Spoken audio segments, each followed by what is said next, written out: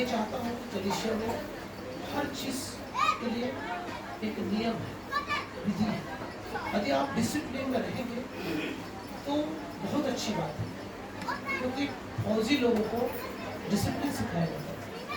और इसीलिए यदि वो बाहर सड़कों में भी चलता है तो कैसे चलता है, जो डिसिप्लिन उन्हें सिखाया गया है। इसीलिए संसार के लोगों से फौजी लोगों को दूर से देख के पहचाना जाता है। कलीसिया में प्रभु के मसीह विश्वासियों को एक अलग ही रूल्स के अंतर्गत मसीह रूल्स में सिखाया जाता है, कैसे बाहर रहना, कैसे कलीसिया आना, कैसे कलीसिया में सहयोग करना, कैसे कलीसिया के साथ जुड़ के प्रभु के साथ रहना। उसके बाद हमें यहाँ पे आत्मिक रूल सिखाया जाता है। क्या सिखाया जाता है? एक मन एक चित्त होकर आत्मिक रूल्स में बढ़ते रहना। व्यवस्था इसीलिए दिया है प्रभु ने, व्यवस्था के बिना, कानून के बिना जंगल राज हो जाए। सही है? जहाँ पे यदि हमारा शरीर अपशिष्ट चीजों को ना निकाले, हमारे अंदर जो रसायन पैदा होता है, केमिकल्स, उसको खराब केमिकल को बाहर ना निकाले तो ये शरीर जहरीला हो जाएगा। सही है? क्या हो जाएगा? जहरीला हो जाएगा। तो हर एक जहरीलापन को कलीसिया से हट जाना चाहिए, हर एक कड़वाहट को हट जाना चाहिए। इफिसियों की पत्री ये विषय नहीं है। इफिसियों की पत्री इसका 4वां अध्याय 31 वचन में लिखा, हर एक वैर भाव को हट जाना चाहिए। भले हम थोड़े लोग रहे, लेकिन सच्चे लोग रहे, अच्छे लोग रहे और प्रभु के भय मानने वाले लोग रहे, प्रभु के साथ चलने वाले लोग रहे। प्रभु के नाम की स्तुति। मैं सभी भाई बहन का प्रभु में स्वागत करता हूँ, छोटे बच्चों के लिए प्रार्थना करता हूँ। प्रभु जी आज के दिन मेरे सभी भाई बहनों को, बच्चों को आशीर्वाद दे कि सब लोग तेरी इच्छा के अनुसार आज की संगति में शामिल होकर जो वचन आपने तैयार किए प्रभु जी, हमारे लिए उत्तम भोजन को आप हमारे लिए दीजिए, ताकि सभी बच्चों को बहन अच्छे से सिखा सके। और जितने भाई बहन यहाँ पे बैठे प्रभु जी, सभी भाई बहन तेरे वचन के अनुसार अपने जीवन को आशीषित कर सके। पवित्र आत्मा आज की संगति के लिए, वचन को बोलने के लिए शब्द दीजिए, वचन दीजिए। वो तो हमारा हो प्रभु जी, आपकी ओर से हो, और किसी भाई बहन के दिल को किसी प्रकार का ठेस न पहुंचे। प्रभु जी ये वचन आपने दिया है, आपका वचन तो दोधारी तलवार की तरह है प्रभु जी, हमारे मांस मांस गांठ गांठ हृदय में ये समा जाए और इसके अनुसार हमारा जीवन बदल जाए। आप पवित्र आत्मा हमारी सहायता कर और पूरे नियंत्रण मिले और आशीष दें। प्रभु जी सभी भाई बहनों को आपके हाथों में सौंपते हुए प्रार्थना की आशीष यीशु के नाम से खुद दया से करेंगे, यीशु के नाम में आमीन। आइए हम वचन के लिए जोर से ताली बजाकर स्वागत करेंगे। मेरे साथ निकालिएगा, मैं आपको डायरेक्ट वचन पे ले चलता हूँ। भजन संहिता की पुस्तक उसका 56वां अध्याय 56 चैप्टर, उसका 8वां वचन। जिस किसी को मिलता है मेरे मारे मारे फिरने का हिसाब रखता है। सुनिए, मसीह में आने के बाद जब हमारी जिंदगी में दुख आती है और तकलीफें आती है, तो भजनकार लिखने वाला कहता है तू मेरे मारे मारे फिरने का हिसाब रखता है, तू मेरे आंसुओं को अपनी कुप्पी में रख ले। व्यक्तिगत रूप से आपके जीवन में ये घटना घटी होगी, कभी भी आपके जीवन में ये घटना घटी होगी कि कभी आप फूट फूट कर रोए होंगे अकेले में।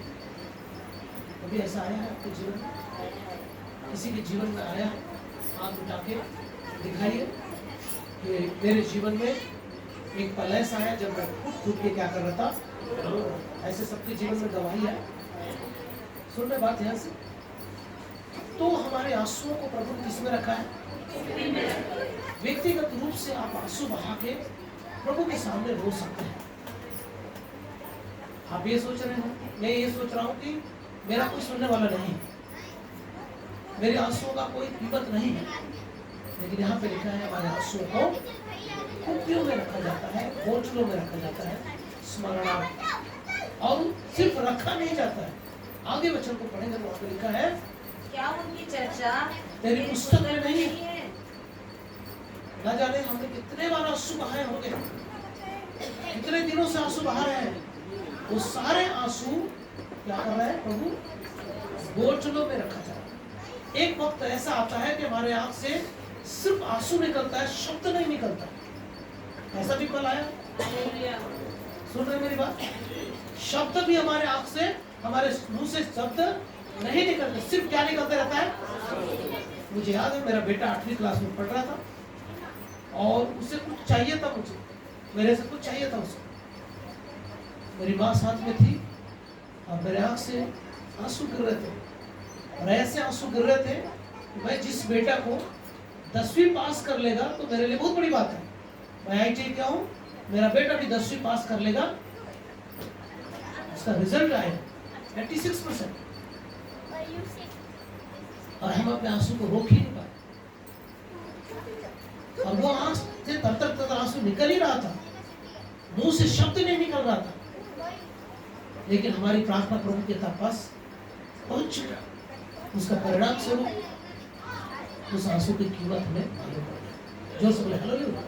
हमारे आंसू व्यर्थ में यीशु ने उसको कुप्पियों में रखा, स्मरण किया और सारे आंसुओं का हिसाब उत्तर दिया।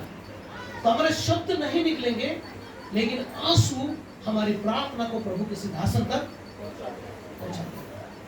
जोर से बोले हालेलुया। व्यक्तिगत रूप से आंसुओं की कीमत है। यीशु हमारी आंसुओं को कुप्पियों में रखता है और स्मरण की किताब में उसको क्या करता है? लिखता है। जोर से बोले हालेलुया। ये आंसू भरी प्रार्थना को कहेंगे व्यक्तिगत रूप से आंसुओं की प्रार्थना। कितने लोग मेरी बात समझ रहे? तो हालेलुया बोलिए और प्रभु की स्तुति कीजिए। जोर से बोले हालेलुया। व्यक्तिगत रूप से आंसू की प्रार्थना में भजन संहिता की पुस्तक उसका 6वां अध्याय, उसका 6वां वचन जिस किसी को मिलता है जरा पढ़ेंगे। मैं कराहते सुनिए ध्यान से।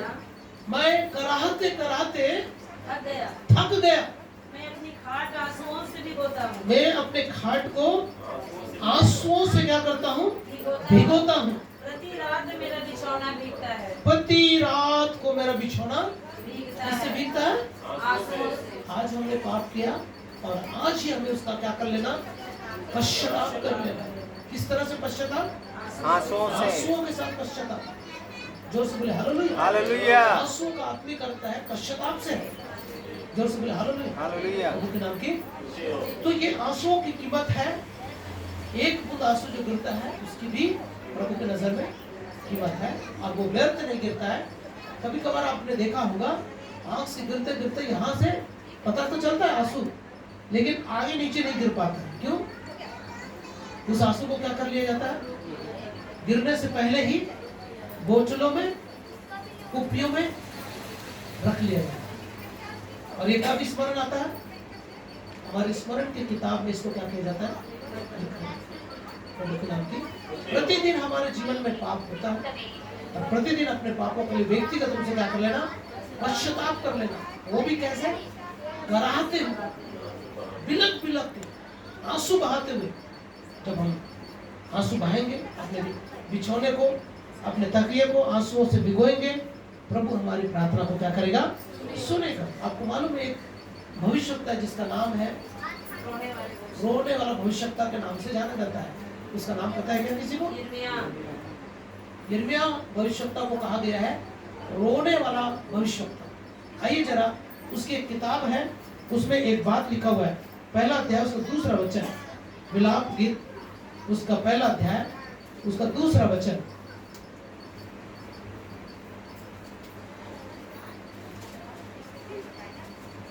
रात को वह फूट फूट कर रोती है। सुनिए ध्यान से। रात को वह फूट फूट कर क्या करती है? रोती है। और उसके गालों पर, उसके आंसू हाँ, गालों पर ढलकते हैं। उसके सब यारों में से कोई उसे शांति देने नहीं आता। हाँ, उसके सब मित्रों ने उसे विश्वासघात किया और उसके शत्रु बन गए हैं। और उसके क्या बन गए हैं? शत्रु बन गए हैं। हो सकता है किसी के ऊपर आशा लगा के बैठे हैं कि मेरे आंसुओं के समय में वो मेरी सहायता करेंगे या मेरे आंसुओं को पोंछने के लिए आएंगे। ऐसे वक्त में वहां पे लिखा है रात को वह फूट फूट कर रोती है। उसके आंसू गालों पर ढलकते हैं। उसके आंसू गालों पर ढलकते हैं। उसके सब उनके सब मित्रों ने कोई उन्हें शांति देने के लिए नहीं देता। सब मित्रों ने उससे विश्वासघात सब मित्रों ने उससे क्या किया है? विश्वासघात किया है। शत्रु बन गए हैं, और सारे मित्र क्या बन गए हैं? शत्रु बन गए हैं। ऐसे समय में हमारे आंसू का कीमत प्रभु के सामने है। चाहे तो आप इन वचनों को अंडरलाइन कीजिए, और जब आपको कोई साथ न दे ऐसे समय में जरूर इन वचनों के द्वारा, मेरे साथ एक और वचन है भजन संहिता उसका 34 अध्याय, Psalms 34 उसका 18 वचन जरा पढ़ेंगे, किसी को मिलता है तो। यहोवा टूटे मन अब वालों देखिए, यहोवा टूटे मन वालों के साथ समीप रहता है, और पीछे हुओं का क्या करता है? वो उद्धार करता है। पीछे हुओं का, टूटे मन वालों का समीप रहता है, और पीछे हुओं का क्या करता है? और भजन संहिता 51 उसका 17 में लिखा है, टूटा मन परमेश्वर की योग्य बलिदान है। हे परमेश्वर, टूटे और पिसे हुए मन को तुच्छ नहीं जाता। टूट कर, बिखर कर जब हम आंसुओं के साथ क्या करते हैं, चाहे पश्चाताप करें, चाहे प्रार्थना करें, चाहे प्रभु के नजदीकी में आए, प्रभु का हिसाब किताब बराबर स्मरण रखता है। जोर से बोले हालेलुया। बिलक बिलक के रोना, आंसू बहाना, और आंसू बहाकर क्या करना? प्रार्थना करना, चाहे वो पश्चाताप हो। और एक वचन है, ये हो गया हम सामूहिक रूप से क्या कर सकते हैं? प्रभु के सम्मुख आंसू बहा सकते हैं। और एक वचन है यिर्मयाह नबी की पुस्तक उसका 9 अध्याय और उसका पहला वचन। भला होता कि हाँ, मेरा सिर जल ही जल, और अब यहाँ पर देखेंगे, भला होता कि मेरा सिर जल ही जल होता, और मेरी आंखें आंसुओं का सोता होती, मेरे आंसू का सोता होता, कि मैं रात दिन अपने मारे हुए लोगों के लिए रोता रहता। मैं रात और दिन अपने देश के लोगों के लिए, नगर के लोगों के लिए, परिवार के लोगों के लिए, कलीसिया के लोगों के लिए मेरा सिर जल ही जल होता। मेरी आंखों से आंसू बहते रहते हैं। ऐसी आंसू भरी प्रार्थना, बिलक बिलक कर, रो रो कर प्रार्थना, यिर्मयाह के जीवन को रोने वाले भविष्यवक्ता के रूप में देखते हैं। प्रभु के नाम की क्या ऐसे बोझ के साथ यहाँ कोई बैठा है जो अपने सिर को जल ही जल, आंसू को, आंख को आंसू से भरे रहे, और रात और दिन, जैसे पौलुस ने कहा, एक वचन है, चाहे तो आप निकाल सकते हैं, वो आपको मिलेगा 2 कुरिन्थियों का 11वां अध्याय उसका लास्ट 28 वचन में मिलेगा। 28 वचन का आखिरी सेक्शन में, हाँ, अन्य बातों को छोड़कर जिसका वर्णन मैं नहीं करता, सब कलीसियाओं की चिंता प्रतिदिन मुझे दबाती है। देखिए, वही व्यक्ति जिसको कलीसिया की चिंता रहेगी, वही व्यक्ति आंसू बहा सकता है। जिसके साथ बोझ रखेगा, वही व्यक्ति आंसुओं के साथ क्या कर सकता है? प्रार्थना कर सकता है। हम यीशु के जीवन से एक घटना को देखेंगे। यह है बुक ऑफ जॉन, यूहन्ना का सुसमाचार उसका 11वां अध्याय उसका 35 वर्सेस होना चाहिए। यूहन्ना 11 और उसका 35 वचन। इस सिर्फ 2 शब्दों का ये वचन है। उसमें क्या लिखा है? इसका मतलब हम रो रहे हैं, हमारा देखने वाला कोई नहीं है, यीशु रोया। यरूशलेम को भी देखकर यीशु क्या किया? रोया, और कहा, हाय यरूशलेम, हाय कफरनहूम, जो आश्चर्य के काम तुझ में हुए, यदि सूर और सैदा में होता तो कब का टाट ओढ़कर क्या कर लेता? वो वन फिरा लेता। पर जो सामर्थ के काम यरूशलेम में, सूर और सैदा में, ये यहाँ पे कफरनहूम में हुआ था, जो यीशु का मुख्यालय था, वहां के लोगों ने यीशु पर प्रतीति, आपको मालूम है, यीशु मसीह के क्रूस की मृत्यु के बाद 40 वर्षों तक मंदिर में बलि चढ़ रहे थे, और महायाजक लोग क्या करते थे?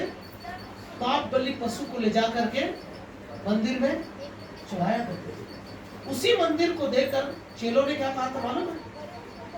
देखो कितना भव्य मंदिर है, कितना भव्य क्या है। यीशु ने कहा इसका पत्थर पे पत्थर ना रहेगा जो ढाया न जाए। और 70 एडी में, ईस्वी सन 70 में वो मंदिर ढा दिया। उसका गुंबद में क्या था? सोना था। एक सनकी सैनिक ने क्या किया? अग्निबाण चला दिया और ऊपर का सोना पिघल के पत्थर के दरार में क्या हो गया? घुस गया। और उस सोना को पाने के लिए लोगों ने पत्थर को क्या कर दिया? टुकड़े टुकड़े करके उसको क्या कर दिया? तबाह कर दिया।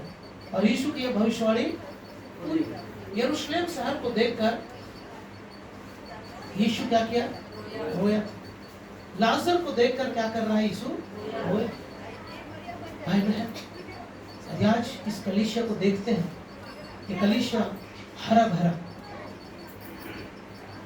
ऐसा था, आनंद और खुशियों से भरा हुआ, सारी चीजें यहां हो रही थी। समझ में आ रहा है?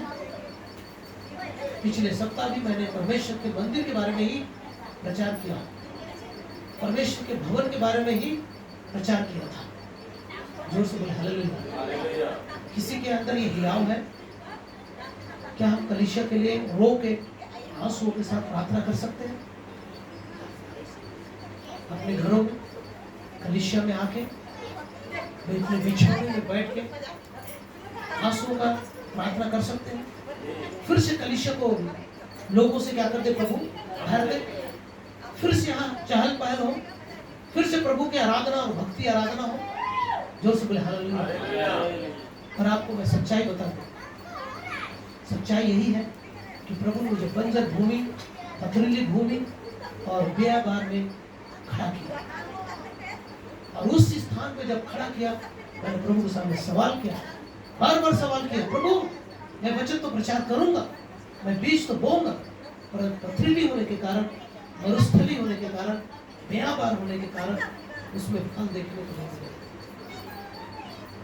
उजड़ते जाएगा, उजाड़ होते जाएगा। लेकिन इसी में से यशायाह 43:19 मैं तुम्हारे लिए जंगल में मार्ग निकाला और निर्जन देश में नदियां, और यहीं से लोग उठेंगे, यहीं से लोग उठेंगे और पूरे नगर में छा जाएंगे, पूरे देश के कोने कोने में छा जाएंगे। जोर से बोले हालेलुया। प्रभु का वचन कभी व्यर्थ नहीं जाएगा। ये आंसू हमारा पीछा नहीं छोड़ेगा, ये तकलीफ हमारा पीछा नहीं छोड़ेगी, लेकिन प्रतिदिन अपने आंसू को बहाना उम्मीद रखे। जजमेंट के दिन, न्याय के दिन वो स्थिर होगा। प्रभु के सामने वो आंसू हमारे शब्द नहीं रहेंगे, सब आंसू उसका जवाब देगा। क्योंकि पिता के सामने क्या ठहरा रहेगा? होटल में आंसू रहेगा। जोर से बोले हालेलुया। प्रभु के नाम की स्तुति हो। आइए मेरे साथ एक और वचन है, यिर्मयाह नबी की पुस्तक, उसका 22वां अध्याय 22 और वर्सेस से 30। यहोवा यूं कहता है, हाँ, इस पुरुष को निर्वंश लिखो। हाँ, एक मिनट, वो वचन नहीं है, यहेजकेल में, यहेजकेल 22 का 30, बुक ऑफ यहेजकेल चैप्टर 22 वर्सेस 30। मैंने उनमें ऐसा मनुष्य ढूंढना सुनिए, चाहा। आंसुओं के साथ प्रार्थना करने वाला मनुष्य को प्रभु क्या कर रहा है? बिछुआई की प्रार्थना के लिए प्रभु क्या कर रहा है? उनमें से, उन्हीं में से ऐसा मनुष्य को ढूंढना चाहा जो बाड़े को सुधारे, बाड़े को क्या करे? सुधारे। और देश के निमित्त, और देश के निमित्त नाके में मेरे सामने ऐसा खड़ा हो कि मुझे उसका नाश न करना पड़े, उसके कारण मुझे उसका नाश करना ना पड़े। परंतु ऐसा कोई न मिला, परंतु ऐसा कोई न मिला। देखिए परमेश्वर, यीशु रो रहा है, यीशु रोया। क्या लिखा वहां पे? लाजर को देखकर यीशु क्या किया? रोया। कलीसिया को देखकर रोया, नगर को देखकर रोया। यिर्मयाह रोने वाला भविष्यवक्ता है। आपके आस और पड़ोस को देखकर, कलीसिया को देखकर क्या यिर्मयाह की तरह हमारे अंदर आ रहा है? हमें रोना आ रहा है? अपने पापों के लिए रो रहे हैं? कलीसिया के लिए रो रहे हैं? अपने घर, बच्चे, परिवार, कुटुंब के लिए रो रहे हैं? रोना पड़ेगा। रोना क्या करेगा? पड़ेगा। रोएंगे तो क्या होगा? बचाए जाएंगे, अपने पापों से बचाए जाएंगे, परिवार बचेगा, कलीसिया बचेगी, नगर बचाया जाएगा, देश बचाया जाएगा। आपको मालूम है आज क्या हुआ है देश में? कल ही रिजल्ट आया ना, परसों है, परसों रिजल्ट आया बिहार का। क्या स्थिति हो मालूम है? सबको पता है क्योंकि रिकॉर्ड हो रहा है, ये वीडियो बाहर भी जाता है। हम कुछ ऐसी बातें यहाँ पे हम बोल नहीं सकते आपके साथ, आपको अंडरस्टैंड करना पड़ेगा, समझना पड़ेगा देश क्या हो रहा है, किस दशा की ओर जा रहा है। अभी आज नहीं रोंगे तो कहीं ऐसा ना हो, आज हमारे पास वक्त है, रोने के लिए भी समय नहीं मिलेगा। जब हाथ से बच्चे निकल जाएंगे, जब हाथ से सब कुछ हमारे हाथ से चला जाएगा, उस समय क्या कर सकते हैं बताइए? अभी हमारे पास है, वक्त है। जो से हालेलुया। यहाँ एक भी व्यक्ति नहीं मिला, क्या बोल रहा है? वैसा कोई भी व्यक्ति नहीं मिला, इस कारण मैंने अपना रोज भड़काया कि ऐसा ना हो कि परमेश्वर का कोप भड़के और अपनी अपनी जलजलाहट के आगे आग से उन्हें भस्म कर दिया। आग से उसे क्या करना पड़े? भस्म कर दिया। भस्म करना पड़े। मैंने उनकी चाल उन्हीं के सिर पर लौटा दी है। हाँ, परमेश्वर यहोवा की यही वाणी है। परमेश्वर यहोवा की यही वाणी है। आइए हम लोग अपने व्यक्तिगत के लिए रोएंगे। लूका का सुसमाचार उसका 7वां अध्याय उसका 36 वचन को देखें। फिर किसी फरीसी ने उससे विनती की। क्या कहा? फिर किसी फरीसी ने हाँ, उससे विनती की कि वो उसके साथ भोजन करे। कि उसके साथ क्या करे? भोजन करे। भोजन करे। अतः वह उस फरीसी के घर में जाकर भोजन करने बैठा। उस नगर के पापनी स्त्री यह जानकर वह फरीसी के घर में भोजन करने बैठा है, संगमरमर के पात्र में इत्र लाई। और सारी कहानी सबको पता है। ये स्त्री क्यों रो रही है? कोई बताएगा? क्षमा चाहती है आपको से। कौन है ये स्त्री? पापनी स्त्री है। आपकी स्त्री है। किसके पास आई है? यीशु के पास। यीशु के पास आई। क्या लेकर आई है? इत्र। आंसुओं को लेकर आई, इत्र लेकर आई। इत्र किसको दिखाता है? इत्र, इत्र का मतलब मालूम है?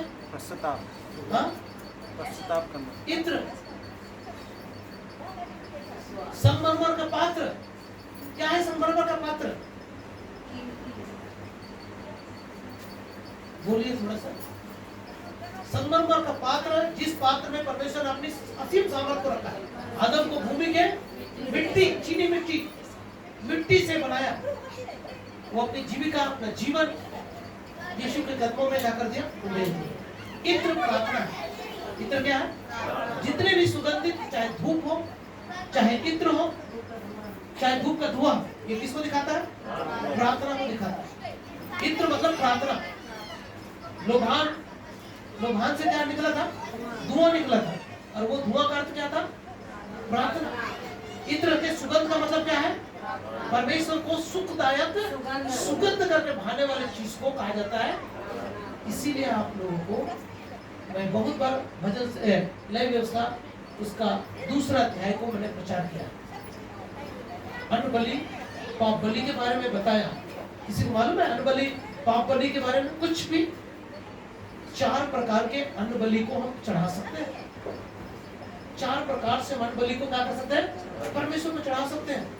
कोई बता सकता है? कलीसिया में बहुत बार प्रचार किया। पहला, तंदूरी में चढ़ाया हुआ चढ़ावा। तंदूरी का मतलब होता है अग्नि परीक्षण। दूसरा, तवा। तवा कैसा होता है? गरम। फ्लैट होता है। हमारे घर में जो तवा है वो डोम टाइप का रहता है, लेकिन बड़े होटलों में, रेस्टोरेंट में जो तवा यूज होता है वो कैसा रहता है? वो हमारे आचरण को दिखाता है। जोर से बोले हालेलुया। कढ़ाई, कढ़ाई में पका के चढ़ावा चढ़ाते हैं। कढ़ाई तेल से क्या रहता है? लबालब रहता है। और धीमी आंच में हम कचौड़ी और पकौड़ी को क्या करते हैं? तलते हैं। धीमी आंच हमारा पेशेंस को दिखाता है, हमारा धीरज को दिखाता है। जोर से बोले हालेलुया। और चौथा और आखिरी है पहली उपज की अन्न बलि। अब परमेश्वर को क्या करते हैं? चढ़ाते हैं। और ये परमेश्वर को अन्न बलि सुखदायक सुगंध करके क्या करता है? भाने लगता है। परमेश्वर को सुखदायक सुगंध करके क्या होता है? भाता है। क्या चीज भाता है? जब अन्न बलि को परमेश्वर को चढ़ाया जाता है तो उसका धुआं निकलता है और परमेश्वर को सीधा जाता है। आज अब आग जलाइए, जिधर हवा रहेगी उधर भागेगा, लेकिन परमेश्वर को जब चढ़ावा चढ़ाएंगे तो सीधा ऊपर जाता है। वो धूप का धुआं सीधा कहां पहुंचता है? प्रकाशित वाक्य 8:4 आप बाद में पढ़ सकते हैं। उस धूप का धुआं पवित्र लोगों की प्रार्थनाएं सहित परमेश्वर के स्वर्गदूत के द्वारा परमेश्वर के सिंहासन तक पहुंचा दिया गया। जोर से बोले हालेलुया। प्रभु के नाम की स्तुति हो। और एक आंसू भरी प्रार्थना के बारे में हम चर्चा करेंगे। पहला शमूएल पहला अध्याय उसका 10वां वचन। फर्स्ट शमूएल चैप्टर 1 वर्सेस 10। वह मन में व्याकुल होकर यहोवा से प्रार्थना करने लगा। बिलक बिलक कर रोने लगा। वो बिलक बिलक कर रोने लगा और उसने मन्नत मानी। और उसने यह मन्नत मानी। ए सेनाओं के यहोवा, सुनिए अपने बच्चों के लिए हमारे प्रभु के सामने कैसे प्रार्थना करें? बिलक बिलक कर। यदि आप नहीं रोएंगे आप अपने बच्चों को आज के डेट में नहीं बचा पाएंगे। सुन रहे हैं? आज का जनरेशन कैसा है मालूम है? मोबाइल हाथ में है, पाप द्वार पर छिपा हुआ है।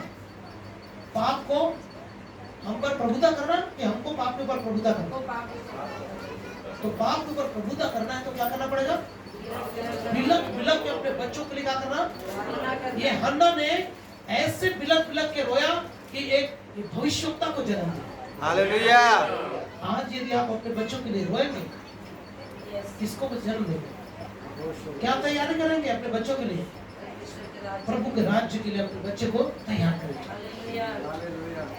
हन्ना ने अपने बेटा के लिए प्रार्थना किया और एक सदी का, उस सदी का भविष्यवक्ता को जन्म दिया। जोर से बोला हालेलुया। समझ में आ रहा था? हाथ हिला के बोल सकते हैं मुझे भी हन्ना की तरह क्या करना पड़ेगा? बिलक बिलक कर अपने बच्चों के लिए क्या करना? प्रभु के नाम की। सुन रहे हैं ना? मेरी बात आप समझ रहे हैं? ध्यान से सुनिए। मैं आपको 10 मिनट 5 मिनट कुछ बोल के इधर उधर की बातों में उलझा के, हाँ यदि मैंने कुछ बोला है तो कुछ जानकारी मुझे मिल गया तो मैं बोल दिया। मेरा मकसद वो नहीं है। आपको गुमराह करना मेरा मकसद नहीं है। कुछ बातें यदि मेरे मुंह से निकल गया, कुछ मुझे मालूम पड़ गया तो मैं कुछ बोल दिया। मेरा मन फोकस रहता वचन को सही रीति से आपको समझा। आप सही रीति से वचन को समझे अपने हृदय में। ये मेरा मुख्य उद्देश्य होता है। इसके लिए टाइम लगता है, इसीलिए हम चर्च में कुछ रूल्स लगाते हैं। कुछ चीजों को रूल्स में रखने से भरपूर टाइम मिलेगा सही वचन को सीखने के लिए। मैं यदि 12 साढ़े 12 बजे तक आपको प्रचार करूं, आप बोलेंगे कब बंद करेंगे? हमारे टाइम पे यदि हम बंद करेंगे तो आपको ये संदेश अच्छा लगेगा। जरूरत से ज्यादा भी हम नहीं बोल सकते। हमारा लिमिटेशन है 40 मिनट से ज्यादा प्रचार। यदि 40 से ज्यादा होता है थोड़ी देर के बाद हमको बोर लगने लगता है। इसीलिए हर चीज का टाइम है। आप 8:30 बजे तक आइए, 10 बजे के 10:15 बजे तक हमारा वर्शिप फिनिश हो जाना चाहिए। कैसे भी करके 10 बजे तक माइक हाथ में आ जाना चाहिए। 11 बजे तक कूद के प्रचार करेंगे तो भी हम सही समय पे 11:30 बजे के अंदर चर्च को क्लोज करना। इससे बहुत सारी बातों का अच्छा हो जाएगा। आपका गवाही भी हो जाएगा, स्तुति आराधना भी अच्छा हो जाएगा, सब कुछ टाइम पे हो जाएगा और चर्च भी समय पे बंद हो जाएगा। और उसके बाद हमको प्रभु भोज, महीने में एक बार प्रभु भोज में भी हमको शामिल होना पड़ता है। तो जोर से बोले हालेलुया। हालेलुया। आपने देख लिया। मेरे साथ एक और वचन को निकालिए। भजन संहिता 126, साम्स 126 और उसका चाहे तो 4 और 5 से शुरू। हे यहोवा, दक्षिण देश के नालों के समान, दक्षिण देश के नालों के समान हमारे बंदियों को लौटा ले आ। हमारे बंदियों को क्या कर ले? लौटा ले आ। जो आंसू बहाते हुए बोते हैं, जो आंसू बहाते हुए क्या करते हैं? बोते हैं। वे जय जयकार करते हुए लौटने पाएंगे। आज अब आंसू बहाएंगे, एक अच्छा प्रभु के दास के बारे में मैं बताता हूँ। अच्छा कॉलेज से पढ़ाई करके, बाइबल कॉलेज करके एक बड़ी कलीसिया में उसको एंट्री मिला कि वो प्रचार करे। उसे अपने कॉलेज के नॉलेज पर बहुत ही भरोसा था। अच्छा नामी कॉलेज से पढ़ाई करके और कलीसिया के लोगों से कहने लगा, हंसते हुए वो आया। आने के बाद बोला, आप लोग बहुत सौभाग्यशाली हो जो मेरे जैसा आपको पास्टर मिला। वो जवान लड़का क्या बोल रहा है, आप लोग बड़े ही सौभाग्यशाली कलीसिया के लोग हो जिसको मेरे जैसा पास्टर मिला है। और मैं आपके सामने संदेश को लेकर आ रहा हूं। जब उसने शुरू किया तो खत्म करते करते वो और रूट से भटक गया। क्या हो गया? जो वचन वो शुरू किया था और कहां उसको खत्म करना है वो भटक गया। यहां पे आते समय रोते हुए, बिलखते हुए बीज बोएंगे तो हंसते हुए क्या करेंगे? लौने पाएंगे। लौने पाएंगे। क्योंकि ये कोई परफॉर्मेंस की जगह नहीं है। किसकी जगह नहीं है? अच्छा बोलने आता है, अच्छा शब्द है, बुलंद आवाज है। जब बिनी जैसा तुतलाने वाले व्यक्ति को, मूसा जैसे जिसका जीभ चटकता है, ऐसे व्यक्ति को परमेश्वर बोलने के लिए खड़ा कर सकता है। समझ में आ रहा है? बुलंद आवाज है, अच्छी पर्सनालिटी है, इसलिए हम खड़ा होकर बोल सकते हैं। तब पौलुस की ओर ध्यान देना। पौलुस अपने विषय में कहता है कि मैं अधूरे दिनों का जन्म और 5 फुट से वो नीचे था, उसका नाक टेढ़ा था, बिल्कुल सूखा हुआ सुपरमैन की तरह दिखता था। समझ में आ रहा है? उसके शब्द कैसे होते हैं? ज्ञान की उत्तमता के आधार पे मैं प्रचार नहीं करता। जोर से बोले हालेलुया। तो वचन कभी पढ़े? हाँ। ज्ञान की उत्तमता के आधार पे मैं यहाँ पे, मैं अपने टैलेंट के बुते पे, अपनी पर्सनालिटी के बुते पे यहाँ पे नहीं खड़ा हूँ। फिर क्या था उसको? परमेश्वर का प्रकाशन। और प्रकाशन में भी कहता है कि प्रकाशन का बहुतायत ना हो जाए, प्रकाशन के कारण मेरा मन फूल ना जाए। इसलिए शैतान के दूत ने मुझे घूंसे मारे और इसके लिए मैंने प्रभु से 3 बार विनती की, लेकिन प्रभु ने कहा मेरा अनुग्रह तेरे लिए बहुत है। जोर से बोले हालेलुया। हालेलुया। पौलुस जैसा व्यक्ति बोलता है, मैं तेरा अनुग्रह मेरे लिए बहुत है। यदि आप यहाँ पर आए हैं तो सिर्फ प्रभु के अनुग्रह से। हालेलुया। मैं यहाँ पे खड़ा हूँ तो केवल प्रभु का अनुग्रह है। यदि प्रभु अपना अनुग्रह हटा दे, हम 1 सेकंड के लिए यहाँ पे नहीं पहुंच सकते। 1 सेकंड के लिए खड़ा होना भी बहुत भारी पड़ेगा। क्योंकि जब कोई हम पर दोष लगाता है, ध्यान से सुनिए मेरी बात को, जब हम पर कोई दोष लगाता है और वो बात हमारे जीवन में नहीं रहता है, कैसे ही आपके साथ बोलते हैं, कितने बोल्डनेस के साथ हम उस बात को बोलते हैं, मैंने ऐसा काम किया ही नहीं है। लेकिन जब हम प्रभु के सम्मुख, प्रभु की मौजूदगी में जब वचन का प्रचार करते हैं और जब हम सही वचन का प्रचार करते हैं, तो वही बोल्डनेस हमारे अंदर आता है, हालेलुया। वही हियाव आता है, वही वचन का प्रकाशन प्रभु की ओर से हमें क्या मिलती है? मिलती है। और यदि हम प्रभु के साथ ईमानदार नहीं है, ध्यान से सुनिए, यहाँ पे बड़ी बड़ी बातें बोल के जा सकते हैं और उसका प्रभाव ना लोगों के जीवन में दिखेगा ना खुद के जीवन में। सही है? सिर्फ बोलने शब्द मात्र से परमेश्वर का राज्य बातों में नहीं है। सामर्थ्य में है। सामर्थ्य का मतलब कोई बताएगा मुझे? सामर्थ्य किसको बोलते हैं? प्रेरितों का काम उसका पहला अध्याय उसका 8 वचन को जरा पढ़ेंगे। जब पवित्र आत्मा आएगा तब तुम क्या पाओगे? सामर्थ्य को पाओगे। और ये सामर्थ्य कैसा होता है? यदि न्यू ग्रीक भाषा में यदि बाइबल को पढ़ेंगे तो वहां पर लिखा है वो सामर्थ्य की जगह में डायनामाइट। हालेलुया। क्या लिखा है वहां पे? डायनामाइट। डायनामाइट, इंग्लिश में उसको डायनामाइट। मतलब डायनामाइट क्या करता है? यदि वो फटे तो विस्फोट कर जाता है। चिथड़ा चिथड़ा कर देता है। जब ये वचन लोगों के सामने फूटता है, जब ये वचन प्रभु का सामर्थ्य उतरता है, लोगों का हृदय छिप जाता है। चिथड़ा चिथड़ा हो जाता है, हालेलुया। छिप जाता है। जोर से बोले हालेलुया। आपने देखा होगा प्रेरितों का काम 5वां अध्याय 11 वचन में, पतरस जब चलता है, पतरस की छाया मात्र पड़ने से दुष्ट आत्माएं और बीमार व्यक्ति क्या हो जाते हैं? चंगे हो जाते हैं। जोर से बोले हालेलुया। हालेलुया। कुछ करना पड़ा पतरस को, नहीं, कुछ बोलना पड़ा, उसके छाये में सामर्थ्य है। इसीलिए परमेश्वर का सामर्थ्य डायनामाइट की तरह, जिस किसी पर पड़ेगा उसको क्या कर देगा? चितड़ा चितड़ा कर देता है। जोर से बोले हालेलुया। हालेलुया। हमारे शब्दों में परमेश्वर को वचन का सामर्थ्य रहेगा, तब बीमार व्यक्ति चंगे हो जाएंगे। छाये मात्र पड़ने से दुष्ट आत्माएं भाग जाएंगी। मुझे सबसे ज्यादा अनुभव है दुष्ट आत्मा निकालने का। मैं जब से सेवा में आया हूँ, मैक्सिमम टाइम में मैंने फोन में भी 46,000 लोगों के साथ, अधिकांश लोग अभी भी मुझे डेली फोन आता है जिसके अंदर दुष्ट आत्मा रहता है, उनको 100% छुटकारा मिलता है। आज मेरी मौसी मुझे फोन किया, आज मैंने मौसी का क्लास ले लिया, सच बता रहा हूँ। एक भी वीडियो आप देख लीजिए, हम छुए तक नहीं है, लोग बड़ाक से गिरे और छुटकारा पाया, हमको फोन करके अभी भी बोलता है उस दिन से मैं अभी भी छुटकारा मिला। जोर से बोले हालेलुया। हमें जाने की भी जरूरत नहीं पड़ा, जाने की भी जरूरत हमको नहीं, छूने की भी जरूरत हमको नहीं पड़ा। वो डायनामाइट की तरह काम करता है। शैतान को क्या कर देता है? चित्रे उड़ा देता है। वो फिर से काम के लायक नहीं रहता। समझ में आ रहा है? इसकी अहमियत आपको कब मालूम पड़ेगा? सुन रहे हैं? ऐसे झुंड में चले जाएंगे जहां पर न सामर्थ के काम होंगे न सामर्थ रहेगी, तब आपको ये संगति याद आएगी, ये सामर्थ के काम आपको याद आएंगे। जोर से बोले हालेलुया। मेरी बात ध्यान से सुनिए, और एक वचन हम मेरे साथ निकालिए।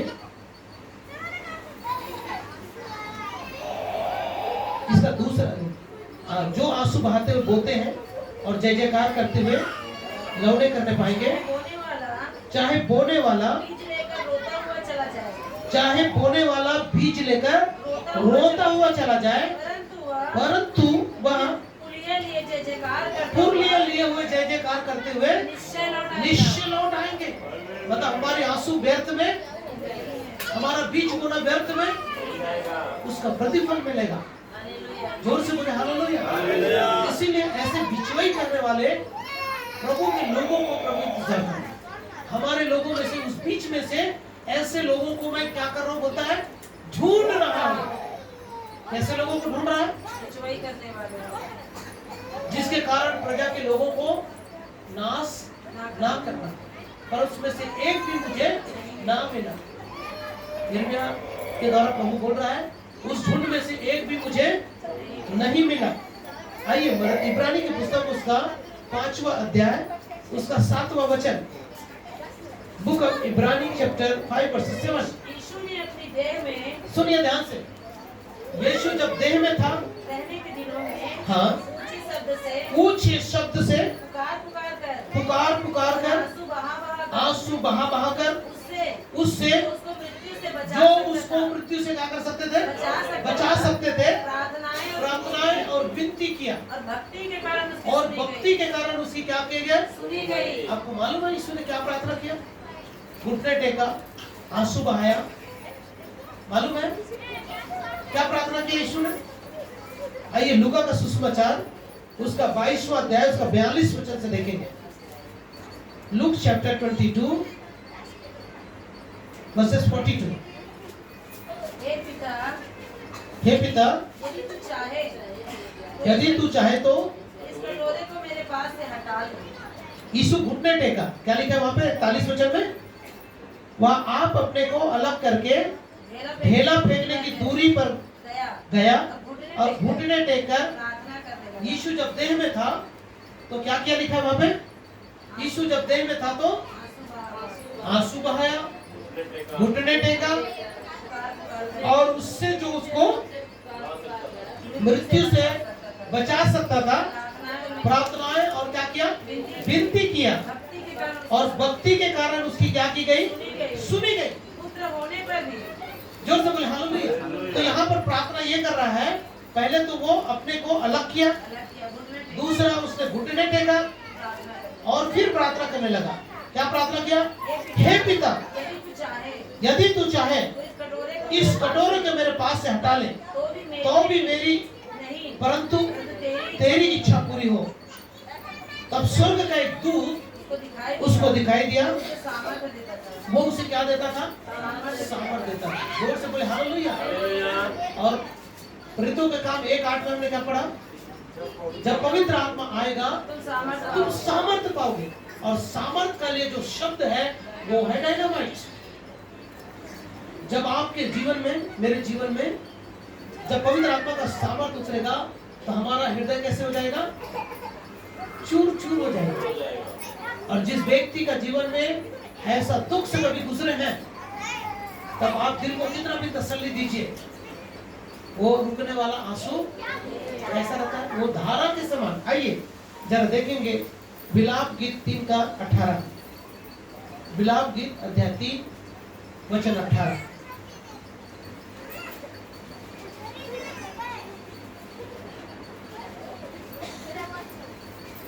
इसलिए मैंने कहा मेरा बल नष्ट हुआ।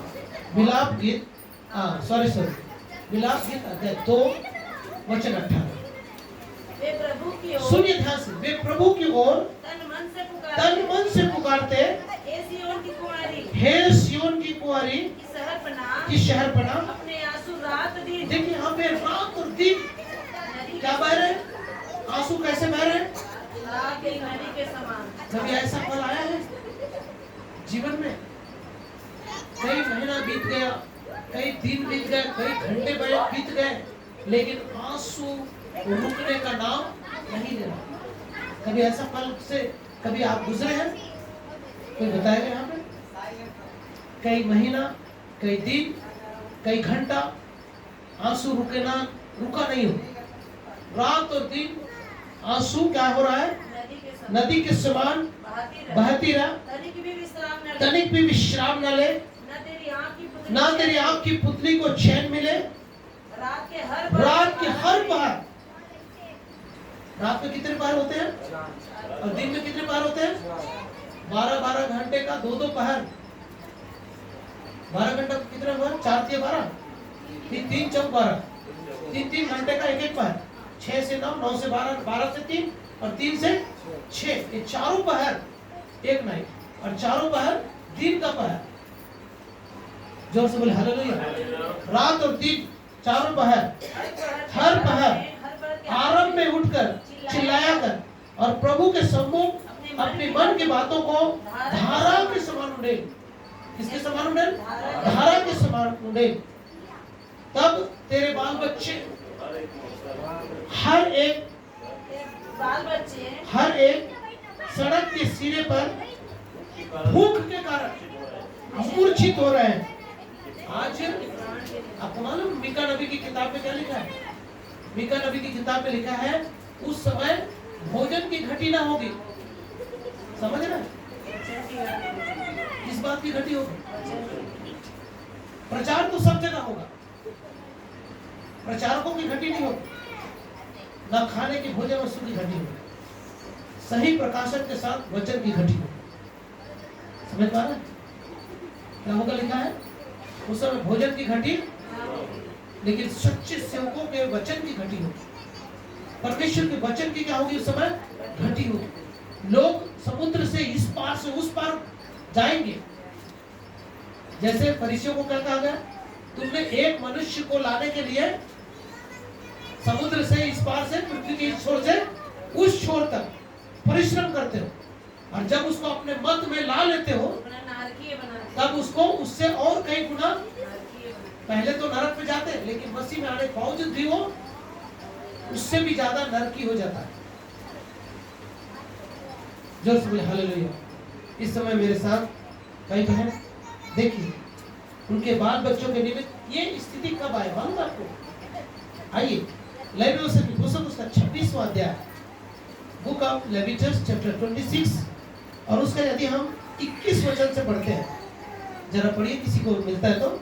यदि मेरे विरुद्ध तुम चलते रहो और मेरे कहना ना मानो, और मैं तुम्हारे पापों के अनुसार तुम्हारे ऊपर और 7 गुनी ताड़ना दूंगा, संकट लाऊंगा, और मैं तुम्हारे 26 का 21-22, और मैं तुम्हारे बीच में वन पशु को भेजूंगा, और जो तुमको निर्वंश करेंगे, और तुम्हारे घरेलू पशुओं वो नष्ट कर डाले। और तुम्हारी तुम्हारी गिनती को मैं घटाऊंगा। जिससे तुम्हारी सड़कें तुम्हारी सड़कें, यरूशलेम की सड़कें क्या हो गई? सूनी सूनी पड़ गई। और आगे में लिखा है, पढ़ते जाएंगे तो तुम्हें अपने बाल बच्चों का मांस खाना पड़ेगा। यहाँ यरूशलेम कितनी दुर्दशा हो गई। 18 महीने तक उसको घेर लिया नबूकदनेस्सर राजा ने, और भोजन की घटी होने के कारण जवानों को क्या कर लिया? बंदी बना के ले जाया गया, और स्त्रियां, गर्भवती स्त्रियां और बूढ़े लोगों को छोड़ दिया, जिनके पास ना भोजन वस्तु था और ना कुछ नहीं। गर्भवती स्त्री थे, लेकिन उसको बच्चा जन्मने के लिए भोजन चाहिए, उसको ताकत चाहिए। और वे लोग कैसे भी करके यदि भोजन नहीं है और बच्चा जन्म भी दिया, तो बच्चे को दूध पिलाने के लिए उसके पास ताकत नहीं, तो क्या करेंगे? बच्चे को वहीं पर देखेंगे, कब ये बच्चा दम तोड़ेगा, फिर क्या करेंगे? उसी बच्चे को आग में भूनेंगे और उसके बाद उसको खाएंगे। तो तुम्हें अपने ही बच्चों का क्या करना पड़ेगा? मांस खाना पड़ेगा। मांस खाना पड़ेगा करके यहाँ पे लिखा है। जरा पढ़ेंगे उस वचन को, 29 वचन को। और तुमको अपने ही बेटे और बेटियों का मांस खाना पड़ेगा। देखिए, शापित वर्ड बोलना बहुत इजी है, बहुत जल्दी ये शापित वर्ड लग जाता है। समझ पा रहे? आशीष वचन अपने मुंह से निकाले। प्रभु ने हमें आशीष का मूल ठहराया। सुन रहे मेरी बात ध्यान से? आशीष का मूल ठहराया, हमें आशीष देने के लिए बुलाया, शाप देने के लिए नहीं। अपने मुंह से क्या निकालना? आशीष। क्योंकि शापित वर्ड बहुत जल्दी पूरा होता है। जब एलिया ने कहा मेरे बिना कहीं बारिश नहीं होगी, ना ओस गिरेगा, कितना समय लगा उसको पूरा होने में? उसी घड़ी, उसी समय से बारिश बंद। जोर से बोले हालेलुया। लेकिन जब उसे बारिश लाना पड़ा, 7 बार घुटने को घुटने के नीचे रख के गिड़गिड़ाना पड़ा, तब जाके प्रभु का आशीष उसके द्वारा आया, बारिश आया। आशीष लाने में आपको मशक्कत करना पड़ेगा। शापित वर्ड बोलने में कोई नहीं लगता है, कुछ टाइम नहीं लगेगा। आप बोल दिए बस, उसके जीवन में हो ही जाएगा। जो समझदार लोग हैं, जो बाइबल का ज्ञान रखते हैं, क्योंकि जीव के वश में जीवन और, समझ रहे हैं? जीव के वश में जीवन और जो उसको उपयोग में लाना जानता है, वही उसका प्रतिफल। इसीलिए बोलते समय ध्यान रखें, कहते समय ध्यान रखें, विचार करते समय ध्यान रखें कि मेरे मुंह से क्या निकल रहा है, मेरे शब्दों से क्या शब्द निकल रहा है। यहाँ पे लोग बिलक बिलक कर रो रहे हैं। क्या कर रहे हैं? अपने बाल बच्चे जो सड़क के किनारे क्या हो रहा है? मूर्छित हो रहे हैं। क्या उसके लिए, अपने बाल बच्चों के लिए आंसू बहाने के लिए तैयार है? हाथ हिला के बताइए, मैं अपने बच्चों के लिए आंसू बहाने के लिए तैयार हूँ। कुछ ही लोग अपने कलीसिया के लिए आंसू बहाने के लिए तैयार हूँ, अपने नगर के लिए आंसू बहाने के लिए तैयार हूँ, अपने कुटुंबियों के लिए आंसू बहाने के लिए तैयार हूँ, अपने देश के लिए आंसू बहाने के लिए तैयार हूँ, अपने कॉलोनी के लिए, अपने बिल्डिंग के लिए आंसू बहाने के लिए तैयार है तैयार? जोर से बोले हालेलुया। हालेलुया। यदि आज कलीसिया में आंसू बहाने वाले होंगे तो बाढ़ आ जाएगा। आंसू रुकता नहीं है, क्या नहीं होता है? बिलक बिलक के रोते हैं ना। देखिए, कई महीनों तक, कई दिन तक, कई हफ्तों तक, कई घंटों तक आंसू रुकने का, आंसू कहाँ से निकलता है? वो फिल्मों का आंसू नहीं, प्याज डाल के आंसू निकाल दे, हृदय से निकलता है। कहाँ से निकलता है? जो फूट फूट के रोए उनको मालूम होगा। जोर से बोले हालेलुया। मैंने आपको आंसुओं के बारे में बताया, कहाँ से शुरू किया था? सब टाइप के आंसू, व्यक्तिगत आंसू, सामूहिक रूप से आंसू। जोर से बोले हालेलुया। यीशु मसीह के आंसू, रोकर आंसू बहा के यीशु ने घुटने टेक के ऊंचे शब्द से पुकार कर उसने रोया। यीशु रोया तो कल्पना कीजिए हमें भी रोना चाहिए कि नहीं रोना चाहिए? प्रभु के नाम की स्तुति। यदि नहीं रो पाएंगे तो हम नगर को नहीं बचा पाएंगे, अपने बच्चों को नहीं बचा पाएंगे, अपने कलीसिया को नहीं बचा पाएंगे। किसी को हियाव है ये कलीसिया के लिए? कौन है जो नियमित रूप से प्रार्थना करता है? आधा अधूरा मत उठाइए, उठा रहे तो अच्छे से उठाइए। बोझ रख के प्रार्थना करते हैं तो उठाइए, आंसुओं के साथ प्रार्थना करते हैं तो उठाइए। यदि आपका आंसू गिर रहा है तो इस कलीसिया को कोई बंद नहीं कर सकता, कभी बंद नहीं होगा। हम नहीं रहेंगे, प्रभु अपने लोगों को तैयार करके लाएगा। हमारी सेवा पूरी हो जाएगी, हम लोग चले जाएंगे, लेकिन जिस बात को प्रभु ने, जिस द्वार को प्रभु खोला है उसे कोई बंद नहीं कर सकता। और भी लोग आएंगे, बैठने के लिए भी जगह नहीं रहेगी। जिस समय मैं कुछ ही समय के बाद बोला था 3 महीने के अंदर ऐसा हो जाएगा तो हमारे पास बैठने के लिए जगह, मेरे पास पूरा हर सप्ताह का रिपोर्ट 50 का आंकड़ा हम लोग पार कर चुके। 50 लोग इस कलीसिया में रेगुलर आ रहे थे, 40 से 50 लोग कंटिन्यू आ रहे हैं। समझ पा रहे हैं? कलीसिया की उन्नति हो रहा है। आप वचन की उन्नति आप पा रहे हैं, नहीं पा रहे मालूम है, लेकिन धीरे धीरे कलीसिया स्थापित होगा, लोग खड़े होंगे। मेरा भारी इच्छा है कि 5-fold मिनिस्ट्री से कलीसिया, यहाँ पे प्रार्थना करने वाले लोग होंगे, भविष्यवाणी करने वाले लोग होंगे, प्रेरित लोग होंगे, उपकार करने वाले लोग होंगे, तब कलीसिया उन्नति करते हैं। सुसमाचार सुनाने वाले लोग होंगे जो बाहर में जाकर क्या करते हैं, सुसमाचार प्रचार करते हैं। कलीसिया में भविष्यवाणी करेंगे, कलीसिया में वचन की सेवकाई होगा, सारे काम होंगे इस कलीसिया के अंदर। मैं ऐसी आशा के साथ बढ़ रहा हूँ। जोर से बोले हालेलुया। प्रभु के नाम की। आप लोग सब तैयार हैं? इसके लिए मेरे साथ आइए इफिसियों की पत्री उसका 6वां अध्याय उसका 12वां वचन। इफिसियों अध्याय 6। सिस्टर एक मिनट, ये वचन पे अभी इसके बाद जाएंगे। यूहन्ना का सुसमाचार उसका 16वां अध्याय उसका 20 वचन, ये वचन के बाद उसमें जाएंगे 16 का 20। मैं तुमसे सच सच कहता हूँ तुम रोओगे और विलाप करोगे, परंतु संसार क्या करेगा? आनंद करेगा। तुम्हें शोक होगा, तुम्हें शोक तो होगा, परंतु तुम्हारा शोक आनंद में बदल जाएगा। हालेलुया। हमारा शोक किसमें बदल जाएगा? आनंद में बदल जाएगा। जोर से बोले हालेलुया। हमारा शोक आनंद में बदल जाएगा।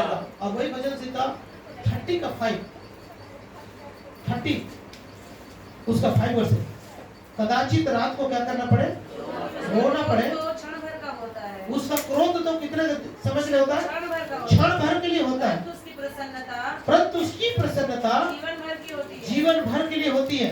कदाचित रात को रोना पड़े, कदाचित रात को क्या करना पड़े? रोना पड़े, परंतु सवेरे आनंद पहुंचे। परंतु सवेरे क्या होगा? आनंद पहुंचेगा। जोर से बोले हालेलुया। रात को रोना पड़े, उसका 11 वचन। तूने मेरे लिए विलाप को, देखिए जब आप रोएंगे आंसुओं के साथ, तब प्रभु क्या करेगा? हमारे विलाप के दिन को क्या कर देगा? नृत्य में बदल देगा। तूने मेरा टाट उतरवाकर मेरी कमर में आनंद का पटुका बांधा है। तूने मेरे टाट उतार कर आनंद का पटुका बांधा है, ताकि मैं, जोर से बोले हालेलुया। क्या हुआ है? तूने मेरे टाट का वस्त्र उतार कर आनंद का पटुका बांधा, ताकि मेरी आत्मा तेरा भजन गाती रहे और कभी चुप ना हो, और कभी चुप ना हो। ये मेरे परमेश्वर यहोवा। जैसे हम रोते हैं और बिना आंसू बिना रुके, कितने पहर? हर पहर अपने आंखों की पुतली को क्या न दे? तनिक भी विश्राम न दे, और बस क्या करते रहे? धारा के समान रोते रहे, अपने मन की बातों को धारा के समान प्रभु के सामने उड़ेलते रहेंगे। तब हमारा विलाप किसमें बदल जाएगा? नृत्य में। हमारा शोक किसमें बदल जाएगा? आनंद में बदल जोर से बोले जाएगा। हालेलुया। हमारा शोक किसमें बदल जाएगा? आनंद में बदल जाएगा। आपकी आंसू बहुतों के लिए आनंद का कारण होगा। हालेलुया। हमारी आंसू बहुतों की जिंदगी के लिए आनंद का और खुशी का, और जो लोग शोक में डूबे हैं उनके लिए आनंद ही आनंद होगा। ताकि मेरी आत्मा तेरा भजन गाती रहे और कभी न चुप रहे। हे मेरे परमेश्वर यहोवा, सर्वदा तेरा धन्यवाद करता रहूंगा। तो हम चुप रहेंगे, हमारे आंसू हमारी प्रार्थना को प्रभु के पास क्या करेंगे? पहुंचा देंगे। और आगे हम, और उसके साथ में यदि हमारे, जब उस स्त्री को हम देखते हैं जो यीशु के कदमों में बैठ के क्या किया? उस पात्र को यीशु के कदमों में क्या किया? तोड़ दिया, उड़ेल दिया। पात्र मतलब जीवन, अपने जीवन को यीशु के कदमों में क्या कर दिया? और इत्र क्या था? प्रार्थना। प्रार्थना को उसने यीशु के पैरों में क्या कर दिया? रख दिया। और उसने अपने आंसू रूपी पश्चाताप से यीशु के पैर के धूल को क्या कर रहे थे? धूल साफ हो रहे थे ना। पानी से क्या होता है? गंदगी साफ होता है। आंसू रूपी पानी से यीशु के पैरों के धूल को क्या कर रहे थे? यीशु का पैर धुल रहा था, लेकिन सही मायने में वो जल कहां से आ रहा था? उस स्त्री के मन से, हृदय से निकल रहा था। इसलिए उस स्त्री का हृदय क्या हो रहा था? शुद्ध हो रहा था। जल से बोले हालेलुया। जितने उसका पाप का स्वभाव था, वो पश्चाताप के कारण, उस आंसू के कारण ना केवल यीशु का पैर का धूल साफ हुआ, बल्कि उस स्त्री का जीवन साफ हुआ, उसका हृदय साफ हुआ, क्योंकि उसने अपनी जीविका को, अपने जीवन को उस संगमरमर के पात्र को यीशु के कदमों में, जिस पर परमेश्वर ने अपने असीम सामर्थ को रखा है, उस मिट्टी के बर्तन रूपी शरीर को उसने यीशु के सामने में उंडेल दिया, और बाल रूपी महिमा को उसने यीशु के कदमों में, यीशु के पैरों को क्या किया? पहुंचा। देखिए, स्त्री का बाल ना रहे कैसा होगा? बाल रहे तो अच्छा, और बाल नहीं रहे तो, बाल ना रहे तो कैसा लगेगा? यदि पुरुष बाल बढ़ा ले तो कैसा लगेगा? जैसे पुरुष बाल बढ़ाने से अच्छा नहीं लगेगा, स्त्री बाल कटा ले तो अच्छा नहीं लगेगा। क्यों? क्योंकि स्त्री का बाल क्या है? शोभा, मतलब उसकी महिमा। और इस स्त्री ने अपनी महिमा को यीशु के कदमों में डाला। इसका कितना बड़ा रहस्य मालूम है? और उसके बाद क्या किया उसने? यीशु के पैरों को चूमा। यीशु को पैरों को चूमने का अर्थ क्या है? किसी को पता है? यीशु के पैरों को चूमने का मतलब क्या है? बोलिए जरा। यीशु के पैरों को चूमने का अर्थ होता है, नीति वचन 24 का 26, वहां पे लिखा है सीधा उत्तर देना। क्या करते हैं वहां पे? जो सीधा उत्तर देता है वो यीशु के होठों को क्या करता है? चूमता है। ये स्त्री यीशु के होठों को चूमने की औकात है, उसने यीशु के पैरों को चूम रही है। इसका मतलब वो हर एक पापों को यीशु के सामने क्या कर रहा है? अंगीकार कर रहा है। मैंने ये भी पाप किया, मैंने ये भी पाप किया, और इस तरह से उस स्त्री का पाप क्या हो रहा है? वहां पे धुल रहा है। और धारा कहां से निकल रही है? अपने मन की बातों से धारा के समान उंडेल। और उस स्त्री ने यीशु के पैरों में अपने आंसू को क्या किया? उंडेला। और उंडेलने के कारण उसका हृदय क्या हुआ? साफ हुआ, और सारे गुनाहों को उसने यीशु के सामने अंगीकार। एक व्यक्तिगत अंगीकार के कारण अपने बिछौने को आंसुओं से, अपने खाट को आंसुओं से भिगो सकते हैं। जोर से बोले हालेलुया। यीशु ने जो गतसमनी के बाद में आंसू बहाए, वो क्या था? यीशु जब देह के दिनों में था तो क्या किया? उसने घुटना टेका, ऊंचे शब्द से आंसुओं के साथ क्या किया? प्रार्थना किया। किसके लिए प्रार्थना किया? मेरा बाल बच्चा हो जाए, मेरा परिवार बसे, मेरा महल तैयार हो जाए, नौकरियों में भटका, लेकिन मेरे लिए सर धरने के लिए जगह नहीं है, कैसी दुनिया में मुझे भेजा है, ऐसी प्रार्थना किया होगा उसने। वो जो उसको मृत्यु से क्या कर सकता था? बचा सकता। क्या यीशु को मृत्यु का डर था? नहीं। फिर क्या था? कौन सी चीज था जो उसको आंसू बहाने पर मजबूर किया यीशु को? समझ पा रहे? उसने आप पापों को देखा, मेरे पापों को देखा। यदि यीशु प्रार्थना नहीं किया होता, यीशु आंसू नहीं बहाया होता, जब पतरस को कहा, पतरस मुझे शैतान ने तुम लोगों को मेरे से मांगा है कि गेहूं के समान उसको क्या करें? फटके, परंतु मैंने तुम्हारे लिए क्या किया है? प्रार्थना। अपने चेलों के लिए यीशु ने प्रार्थना की। आज जितने लोग यीशु के चेला हैं, सबके लिए वहां पर गतसमनी के बाद में यीशु ने क्या किया? आंसुओं के साथ प्रार्थना किया। जोर से बोले हालेलुया। समझ में आ रहा है तो बोले हालेलुया। मेरी बात समझ रहे हैं? आपको मुझको भी आंसू बहाना। आंसू बहाते हुए बोएंगे तो हम हंसते हुए जय जयकार करते हुए लौटे करने। और एक दिन ऐसी कलीसिया का निर्माण होगा जिसमें सब भाई बहन एक दूसरे के प्रति बोझ रखेंगे, सब भाई बहन एक दूसरे के लिए आंसू बहाएंगे, एक दूसरे के लिए बोझ रखे। लेकिन मैंने क्या बोला? मैंने झुंड में ढूंढना चाहा जो बिचवाई का काम करे, आंसू बहाकर प्रार्थना करे। हिजकिय्याह को बोलता है, एक भी मुझे नहीं मिला। क्या यहाँ पर है कोई जो ऐसी प्रार्थना करने के लिए तैयार है? अपने हाथ दिखा के कह सकते हैं? प्रभु के नाम की मेरी बात को समझ में आ रही होगी। मेरा इशारा है इस कलीसिया के लिए आप प्रार्थना करें। मैं ग्रुप पे डालता हूँ, पुराने फोटोज को डालता हूँ। क्यों डालता हूँ? कैसे हम आनंद के साथ चर्च को तैयार किए, पुराने चर्च को तैयार किए, इसका वीडियो बनाया। हम लोग अपने हाथ से पोताई की, किसी को बुला के पोताई नहीं किया, अपने हाथ से पोताई की, अपने हाथ से तैयार की, अपने हाथ से पैसा दिया, अपने हाथ से सारे काम को किए। सारे भाई बहनों के लिए उत्साह के साथ, आनंद के साथ कलीसिया तैयार हो गए। लेकिन शत्रु ने आके चर्च बिल्डिंग को भी तोड़ दिया, कलीसिया को भी तोड़ दिया।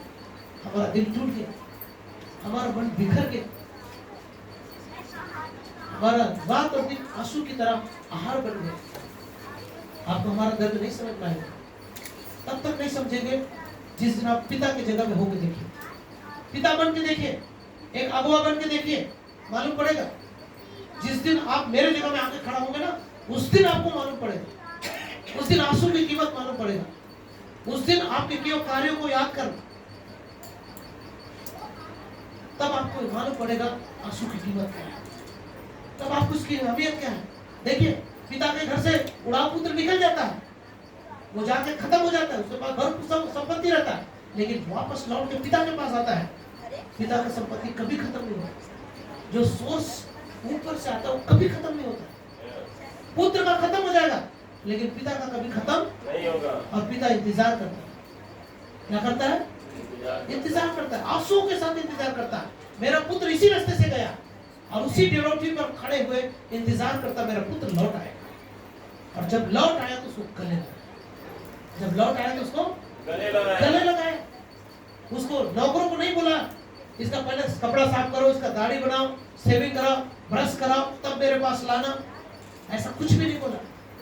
मुझे अच्छी तरह मालूम, मेरा छोटा बेटा शुरुआती दिनों में नहाता भी नहीं था, और उसको नहलाना हाथी को नहलाने के बराबर था। मेरे हाथी की तरह उसको नहलाता था मैं, एक हाथ से पकड़ता था, दूसरे हाथ से पानी को ऐसे छिड़क के डालता था, वो हाथ को काट देता, झटकार देता।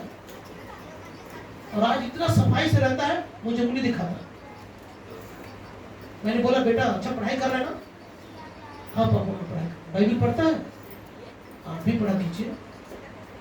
सीधा उंगली दिखाते मेरे को बोलता है, आप भी बाइबल पढ़ा कीजिए।